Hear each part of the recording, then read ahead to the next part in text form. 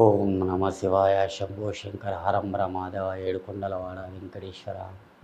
Yeah Lakshmi Narasimhaswamy నీ పాదాల సాక్షిగా ఈ కుంభరాశి వారికి ఎలా ఉంది చూద్దాం. దమ్మ కుంభరాశి వారికి ఎలా ఉంది చూడు చిలకమ్మ.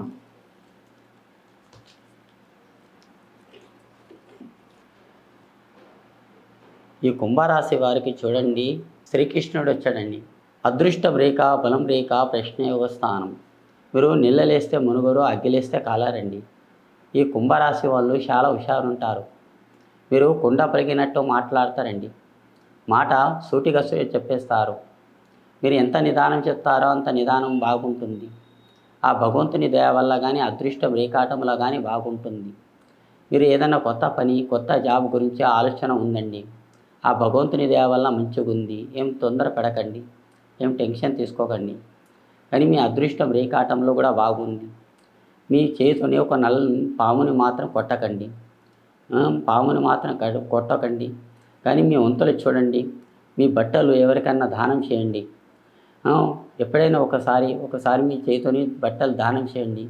మీ బట్టలు దానం చేస్తే మీ దరిద్రం ఉన్నది మొత్తం దూరం అయిపోతుందండి. కానీ మీ అదృష్టం రేఖాటంలో కూడా బాగుంటుంది. కానీ ఏ పని చేసినా కానీ మంచిగా ఉంది. అన్నదానం సుఖీభవ అంటారు.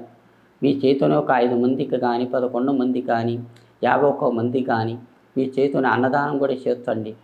ఏదన్నా దేవుని గుడికి పోయి, వెంకటేశ్వర స్వామి గుడికి పోయి, లేకుంటే ఆంజనేయుల గుడికి పోయి, శివుని గుడికి పోయి మీ చేతిని అన్నదానం చేయండి.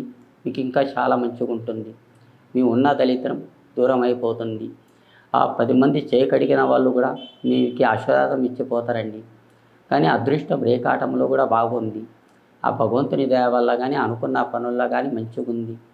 ఇంకా 4 పైసలు కూడా మీకు ఆ దేవుడు మీకు కలిగిస్తాడండి. 4 పైసలు కూడా ఆ భగవంతుడు ఇస్తాడు.